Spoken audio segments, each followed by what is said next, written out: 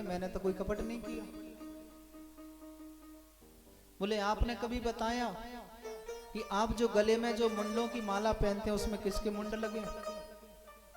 बोले बाबा ने कहा देवी अब आपको यही पता चल जाएगा कि मैं कितना प्रेम करता हूं आपसे।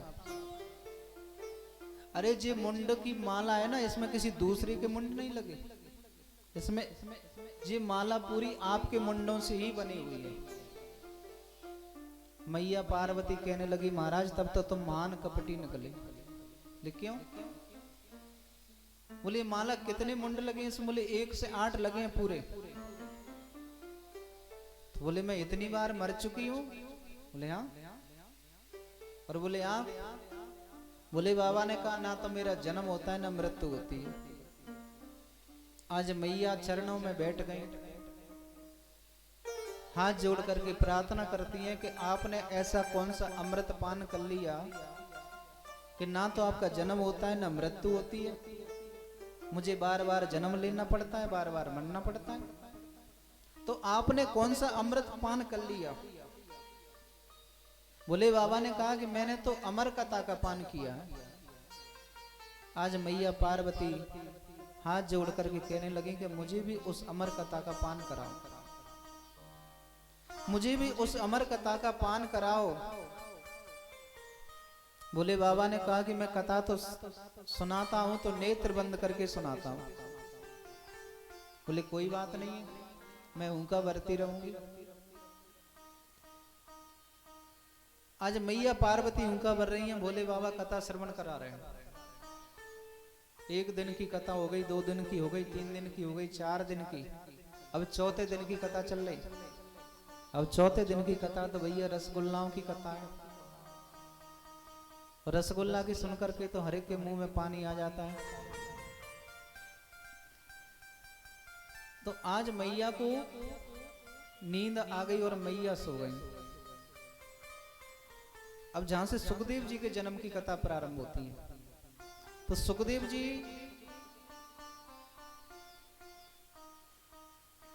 सुखदेव जी महाराज गोलोक धाम में राधा रानी की गोदी में किलोल कर रहे हैं, खेल रहे हैं। एक दिन राधा रानी ने कहा बेटा तुम संसार में जाकर के मेरी कथा का प्रचार प्रसार करो। नारायण भगवान ने कहा, सुखदेव जी ने मना कर दिया। बोले संसार में जब जाते हैं तो वहां पर माया पकड़ लेती है और जो 2-4 मालाएं आपकी नाम की करता हूं ना वो भी नहीं कर पाऊंगा, इसीलिए मैं नहीं जाऊंगा। स्वयं भगवान ने आकर के कहा सुखदेव जी महाराज से। तो आज सुखदेव जी महाराज स्वयं एक पक्षी सुख पक्षी के गर्भ से, सुख पक्षिणी के गर्भ से सुखदेव जी महाराज एक अंडा के रूप में परिणत हो गए। कैलाश पर्वत पर, वहां पर ठंडी ठंडी हवाएं चल रही हैं बर्फीली, तो वो अंडा थोड़ा सा ढरक गया और नीचे गिर गया तो फूट गया। अब वो अंडा तोता हो गया तो जो पक्षी और पक्षिणी थी वो तो उड़ गए। अब फूटा हुआ अंडा पीछे पड़ा है। और जैसे ही भोले बाबा जब कथा श्रवण करा रहे थे और डमरू को बजाया, जितने भी पशु पक्षी जीव जंतु थे सब, एक तोता अंडा पड़ा हुआ है पीछे। एक दिन की कथा सुनी तो वो साबित हो गया, दूसरे दिन की कथा सुनी तो उसमें जीव आ गया, और तीसरे दिन की कथा सुनी तो वो अंडा फूट गया, उसमें से एक सुंदर सा सुख नाम का पक्षी निकला और बड़े भाव से परमात्मा की कथा को श्रवण कर रहे हैं। 5वें दिन की कथा श्रवण की, 6वें दिन की कथा श्रवण। मैया पार्वती को नींद आ गई, मैया पार्वती सो गई। 7वें दिन की कथा चल रही थी और जैसे ही 7वें दिन की कथा पूरी हुई, भोले बाबा ने जयकारा लगाया, बोलिए वृंदावन बिहारी लाल की जय। मैया की नींद खुली। मैया ने कहा बाबा, उद्धव जी क्या कह रहे थे भगवान से? आज भोले बाबा कहने लगे देवी आप बताओ आप क्या कह रही है? बोले हाँ। अरे मुझे तो नींद आ गई, मैं तो सो गई। बोले उनका कौन भर रहा था? पीछे देखा तो एक तोता बैठा हुआ। बोले बाबा ने कहा इसने मेरी कथा सुनी, उसमें कोई बुराई नहीं है, कथा तो श्रवण करना चाहिए, लेकिन कथा सामने बैठ करके श्रवण की जाए तो ज्यादा अच्छा है, पीछे बैठ करके कथा नहीं सुनना चाहिए। तो बोले इसने मेरी कथा की चोरी की है। तो भोले बाबा ने अपना त्रिशूल उठाया, बोले मैं इसको जीवित नहीं छोड़ूंगा। और त्रिशूल लेकर के जैसे ही उस तोता को मारने के लिए जैसे ही आगे बढ़े और वो तोता उड़ता हुआ कैलाश पर्वत से सीधा बद्रीनाथ धाम में पहुंच गए। बद्रीनाथ धाम में व्यास जी महाराज निवास करते हैं। व्यास जी महाराज का चौथापन आ गया, लेकिन उसके यहाँ कोई बेटा बेटी नहीं है। व्यास जी महाराज की पत्नी आज उदास बैठी है, कहने लगे सुनो जी, अब तो हमारा चौथापन आ गया, ना तो बेटा हुआ ना बेटी हुई। व्यास जी कहने लगे घबरा क्यों रही, परमात्मा की इच्छा होगी तो जरूर हमारे यहाँ बेटा होगा। अब दोनों बात कर रहे थे, इतने में वो तोता उड़ करके आया और छोटा सा रूप बना करके व्यास जी की पत्नी के मुखार बिंद द्वारा गर्भ में प्रवेश कर गया। और जैसे ही गर्भ में प्रवेश कर गया, भोले बाबा तो दरवाजे पर बैठे हैं। बोले जब भी बाहर निकलेगा तभी इसको मारूंगा, ऐसा मन में विचार कर लिया। व्यास जी महाराज पधारे और जैसे ही उन्होंने देखा कि दरवाजे पर भोले बाबा बैठे हैं, बाबा आज सवेरे सवेरे कहां से पधारे? बोले मैं कैलाश पर्वत से आ रहा हूं और तुम्हारे घर में मेरा शत्रु बैठा है। बोले आपका शत्रु कौन? बोले उसने मेरी अमर कथा को चोरी की है, इसीलिए उसे मैं जिंदा नहीं छोड़ूंगा। व्यास जी महाराज विचार कर रहे हैं, बाबा अरे जिसने अमर कथा का पान कर लिया उसे आप क्यों मार सकते? आप नहीं मार सकते। जिसने अमृत का पान कर लिया उसे कोई नहीं मार सकता है। जब समुद्र मंथन हुआ, भगवान मोहिनी रूप धारण करके देवताओं को अमृत पान करा रहे थे। उसमें एक असुर आकर के बैठ गया, उसने अमृत पान कर लिया। देवताओं ने कहा महाराज ये तो राक्षस है। अब भगवान उसे मारते नहीं तो ही ठीक था, एक ही रहता था। अब जैसे ही सुदर्शन चक्र छोड़ा तो एक के दो हो गए, क्योंकि उसने अमृत पान कर लिया। तो बोले बाबा से व्यास जी महाराज ने कहा कि जिसने अमर कथा का पान कर लिया उसे तुम मार नहीं सकते। बोले बाबा ने कहा ठीक है। लौट करके अपनी कैलाश पर्वत पर पहुंचे। इधर में सुखदेव जी महाराज आज अपनी मां के गर्भ में निवास करने लगे। सुखदेव जी महाराज 12 वर्ष तक मां के गर्भ में निवास किया। 12 वर्ष तक। व्यास जी महाराज ने कहा बेटा अब तो बहुत दिन हो गए, तुम बाहर तो निकलो संसार में। बोले नहीं, मैं संसार में आऊंगा तो विष्णु की माया मुझे पकड़ लेगी, फिर भजन नहीं कर पाऊंगा। जिस गर्भ की दुनिया बुराई करती है उस गर्भ को सुखदेव जी महाराज ने मंदिर बना लिया। भगवान के नाम का जाप चल रहा है गर्भ में बैठे बैठे। जिस गर्भ की दुनिया बुराई करती है उसी को सुखदेव जी महाराज ने मंदिर बना लिया। 12 वर्ष हो गए। व्यास जी महाराज ने निवेदन किया, नहीं माना। बोले स्वयं नारायण आकर के कहेंगे तो ही बाहर निकलूंगा। स्वयं नारायण भगवान पधारे और कहा कि बेटा इस माया का तेरे ऊपर कोई प्रभाव नहीं होगा। तो 12 वर्ष के बाद जैसे ही जन्म लिया सुखदेव जी महाराज ने। बोलिए श्री सुखदेव जी महाराज की जय। सुखदेव जी महाराज का जैसे ही जन्म हुआ, अपने नाल को कंधे पर डाल करके सीधे वन की ओर प्रस्थान कर गए।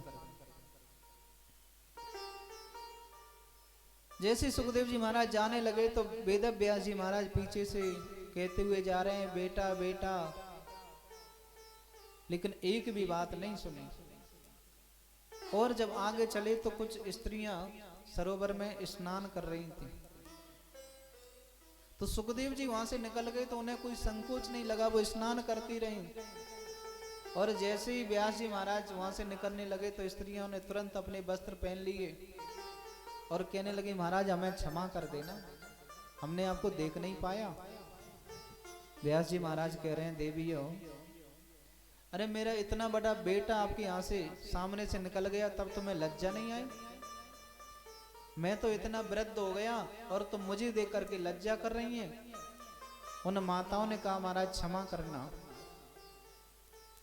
आपके बेटे को तो ये भी ज्ञान नहीं है कि कौन स्त्री है कौन पुरुष है, आप तो संसार में रहते हैं, इसीलिए हमें आपसे लज्जा लग रही है। व्यास जी महाराज कहते हैं कि ऐसा मेरा बेटा, ऐसा परमहंस मेरा बेटा जिसे स्त्री पुरुष का भी ज्ञान नहीं है। आज बेटा बेटा कहते जा रहे हैं, लेकिन वृक्षों से आवाज आई, वृक्षों ने कहा कि कौन किसका बेटा होता है, इस संसार का यही तो नियम है, यही तो माया है। एक बार अभिमन्यु जब चक्रव्यूह में मारा गया तो अर्जुन उदास बैठे थे। कन्हैया ने कहा अर्जुन क्या बात है, उदास क्यों बैठे हैं, क्या कारण है? बोले मैं एक बार अपने बेटे से मिलना चाहता हूं। कन्हैया ने कहा अर्जुन कौन किसका बेटा कौन किसकी बेटी कोई मतलब नहीं है। बोले नहीं, एक बार मुझे बस मिला दो। भगवान अर्जुन को लेकर के अभिमन्यु के पास में पहुंचे। अभिमन्यु चौपड़ खेल रहे थे, वीर गति को प्राप्त हुए। और जैसे ही अर्जुन ने देखा बेटे को, आवाज लगाई बेटा अभिमन्यु। अभिमन्यु ने देखा कौन? बोले मैं तुम्हारा पिताजी अर्जुन। अभिमन्यु ने कहा नहीं, आप मेरे पिता नहीं हो सकते हैं। बोले क्यों? ये तो संसार का नियम है कि ना जाने मैं तुम्हारा पिताजी कितनी बार बन चुका हूं। तो व्यास जी महाराज आज सुखदेव जी महाराज को लौटा करके नहीं लाए। जब जैसे ही लौटा करके नहीं लाए,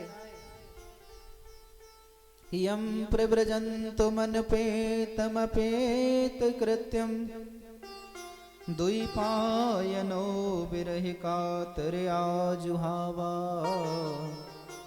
पुत्रेति तन्मयतया तरवो विनेदो तम सर्वभूतहृदयं मुनमानतोऽस्मि।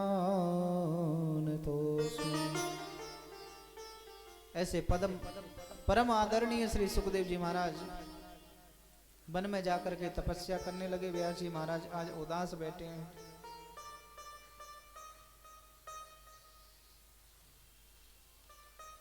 व्यास जी महाराज आज आश्रम में उदास बैठे हैं। नारद जी महाराज का आगमन हुआ और देखा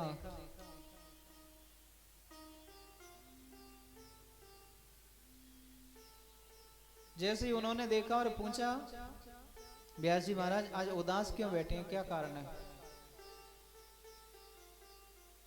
बोले मैं उदास इसलिए बैठा हूं कि आज मैंने परमात्मा का ध्यान लगाया तो परमात्मा का ध्यान तो नहीं आया, मुझे संसार का ध्यान आ गया। व्यास जी महाराज ने कहा कि आज मेरे ध्यान में संसार का ध्यान आ गया और संसार में तो बड़ी विचित्र दुर्गति है। आजकल जो मनुष्य जीवन है बड़ा दुर्लभ होता जा रहा है।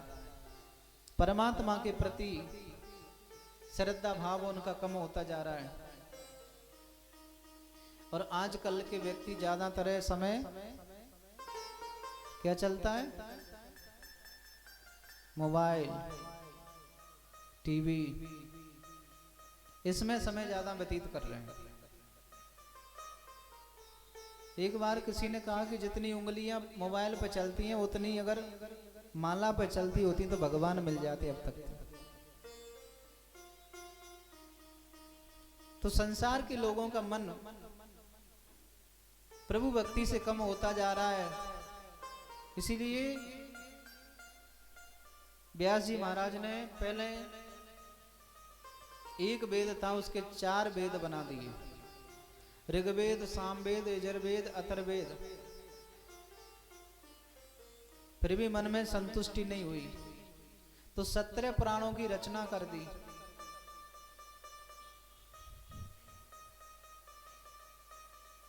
सत्रह पुराणों की रचना कर दी, उसके बाद भी संतुष्टि नहीं हुई। व्यास जी बैठे और नारद जी ने पूछा तो तुम एक काम करो। बोले मैंने इतिहास पुराण सभी रच दिए लेकिन मेरे मन में संतुष्टि नहीं है। नारद जी ने कहा कि जब तक तुम भागवत की रचना नहीं करोगे तब तक तुम्हें संतुष्टि नहीं मिलेगी। जब तक तुम भागवत की रचना नहीं करोगे। व्यास जी कहने लगे भैया अब बुढ़ापा आ गया, हाथ पैर काम नहीं कर रहे, आप कह रहे हैं भागवत लिखो, मेरे बस की बात नहीं है। तो नारद जी ने कहा कि तुम्हारे बस की बात नहीं है तो संतों के चरणों का आश्रय ले लो, फिर तुम्हारा काम जरूर हो जाएगा। संतों के कृपा से बड़े बड़े काम बन जाते हैं, संतों के आशीर्वाद से बड़े बड़े काम बन जाते हैं। नारद जी महाराज अपनी कथा सुनाने लगे। बोले पूर्व जन्म में मैं एक दासी पुत्र था। नारद जी महाराज कहते हैं कि पूर्व जन्म में मैं एक दासी पुत्र था। मेरे पिताजी चल बसे, मेरी एक वृद्ध मां थी और वो संतों की सेवा करके अपना जीवन यापन करती, मेरा भी पालन करती। एक दिन चातुर्मास व्रत चलता था, आज भी करते हैं, 4 महीने का व्रत होता है जिसे चातुर्मास व्रत बोलते हैं। और वो देवसैनी एकादशी से प्रारंभ होता है, देवठान एकादशी तक चलता है, उसे चातुर्मास व्रत कहते हैं। तो एक बार संत जी हमारे यहाँ पधारे आश्रम में, चातुर्मास व्रत किया। नारद जी अपनी वृत्तांत सुना रहे हैं, अपने पूर्व जन्म की कथा सुना रहे हैं। तो मैं भी संतों की सेवा करता था और संतों के पास क्या है सत्संग, तो सत्संग करते करते मेरे मन में भी वैराग्य आ गया। अब 4 महीना चातुर्मास व्रत किया उन्होंने, उसके बाद में संत जब जाने लगे तो नारद जी महाराज ने कहा कि जब मैं छोटा था तो मैंने कहा महाराज मुझे भी साथ में ले चलो, मैं भी आपके साथ में चलूंगा। तो उन संतों ने मना कर दिया, बोले हम आपको नहीं ले जाएंगे। नारद जी महाराज की जो मां थी उन्होंने मना कर दिया। बोले महाराज आप ऐसे ले जाएंगे तो फिर मेरा क्या होगा, यही तो मेरे जीने का एक सहारा है,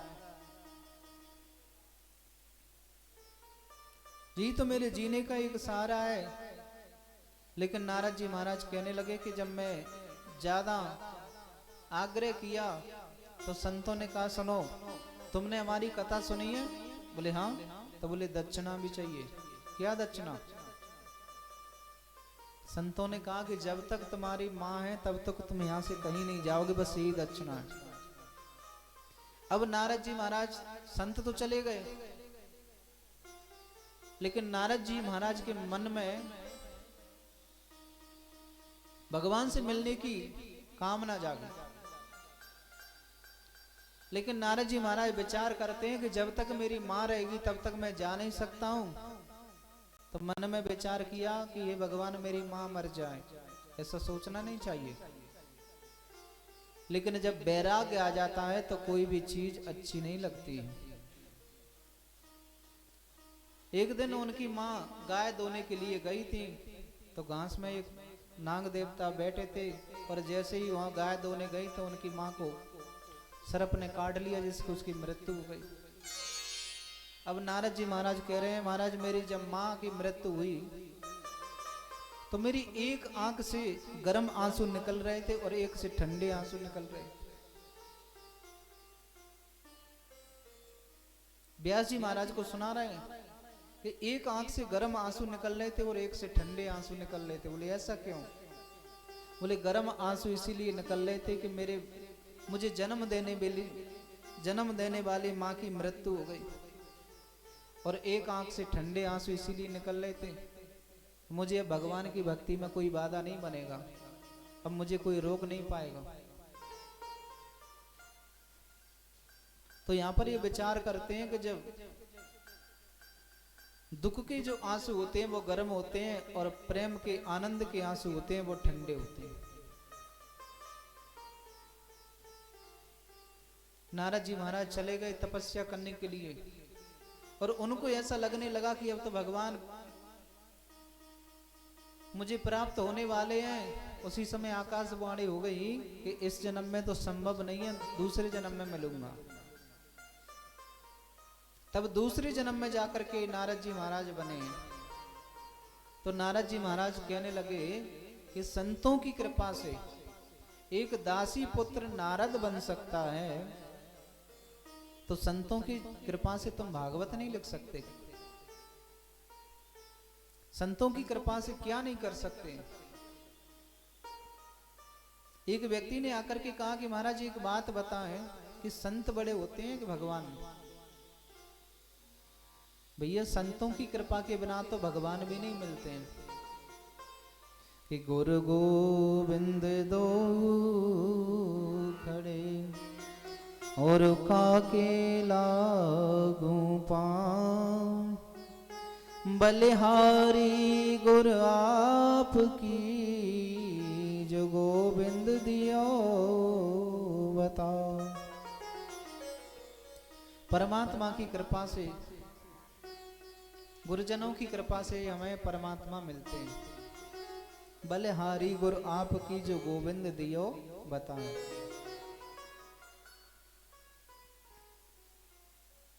कृष्ण कृष्ण महाभाव, परमात्मा की कृपा से। तो आज नारद जी महाराज बैठे हैं और व्यास जी महाराज ने आज भागवत लिखना प्रारंभ किया। गणेश जी को बुला लिया, बोले मेरे बस की बात नहीं है, मैं बोलता चलूंगा, आप लिखते जाना। आज गणेश जी महाराज स्वयं भागवत को लिख रहे हैं, व्यास जी महाराज बोलते जा रहे हैं। थोड़ी सी विश्राम करने की इच्छा हुई तो व्यास जी महाराज ने एक प्रश्न बोल दिया कि एक राजा इतना बड़ा था कि उसका मुकुट सिर से लेकर के आसमान तक लंबा ऊंचा, इतना बड़ा मुकुट। अब गणेश जी महाराज विचार करते हैं कि इतना बड़ा मुकुट काय का हो सकता है।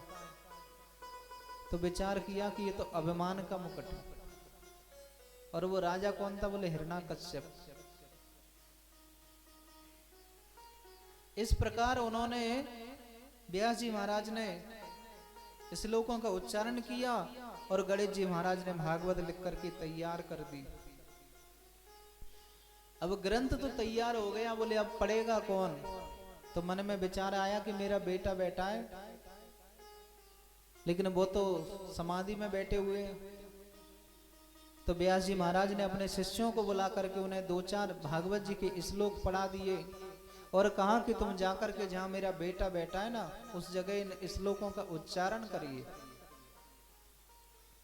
तो शिष्यों ने जाकर के सुंदर सुंदर श्लोकों का उच्चारण किया कि बरहा पीड़म नट बर बपू कर्णयो कर्णकारम बिभ्रदवास कनक कपिसं वैजयन्ती च माला रंध्रान वेणुरधर सुरधायन पूरयन गोप वृंदै वृंदारण्यम सुपदरमणम प्रवसत गीत कीर्ति। भगवान की सुंदर झांकी का वर्णन किया। बरहा पीड़म नट बर बपू, नटों में श्रेष्ठ जो बपू है, बैजंती माला को धारण किए, ऐसा सुंदर रूप पीतांबर धारण किए। सुखदेव जी महाराज के सामने जब शिष्यों ने ये मंत्र सुनाए तो फिर भी समाधि नहीं टूटी। व्यास जी ने पूछा कुछ फर्क पड़ा? बोले कुछ फर्क नहीं पड़ा महाराज। बोले तुम दोबारा जाओ। और दोबारा जाकर के फिर दूसरा श्लोक सुनाया। अहो बकी अस्तल काल कूटा। पूतना के बारे में बताया कि पूतना तो राक्षसी थी, अपने स्तनों में जहर लगा करके कन्हैया को मारने के लिए आई थी। लेकिन कंबा दयालु, वो गोविंद कितने बड़े दयालु हैं, उन्होंने पूतना को मात्र गति प्रदान कर दी। पूतना को मात गति प्रदान कर दी। जब श्लोक सुना तो सुखदेव जी महाराज की समाधि टूट गई और दौड़े दौड़े अपने पिताजी के पास में पहुंचे, बोले महाराज मुझे भागवत की कथा सुनाओ, पिताजी मुझे भागवत की कथा सुनाओ। अब वेद व्यासी महाराज विचार करते हैं कि मैं किसी से कहूंगा कि मेरे बेटे ने काम पर विजय प्राप्त कर ली, क्रोध को जीत लिया, तो संसार के लोग कहेंगे कि अपने बेटे की तो दुनिया बड़ाई करती है। व्यास जी महाराज ने कहा कि मैं तो नहीं पढ़ा सकता भागवत, तुम जाकर के जनक जी महाराज से पढ़ लो। आज सुखदेव जी महाराज जनकपुर में पहुंचे, जनक महाराज के दरवाजे पर खड़े हैं और जाकर के कहा कि जनक महाराज से कह दो कि मुझे भागवत पढ़ना है। व्यास जी महाराज ने जनक जी को पहले ही संदेश भेज दिया कि मेरे बेटा आ रहा है, इसकी परीक्षा ले लेना, इसने काम और क्रोध को जीता है कि नहीं। सुखदेव जी महाराज जनक जी के दरवाजे पर खड़े हैं। जनक जी ने कह दिया कि मुझे टाइम मिलेगा तब आ जाऊंगा, अभी मैं व्यस्त हूं। तो एक दिन हो गया दरवाजे पर खड़े खड़े, 2 दिन हो गए, 3 दिन हो गए और 4 दिन हो गए दरवाजे पर खड़े सुखदेव जी महाराज। 4 दिन के बाद सेवकों से कहा कि जाकर के देखो जो दरवाजे पर खड़े हैं उनके शरीर पर क्रोध तो नहीं है।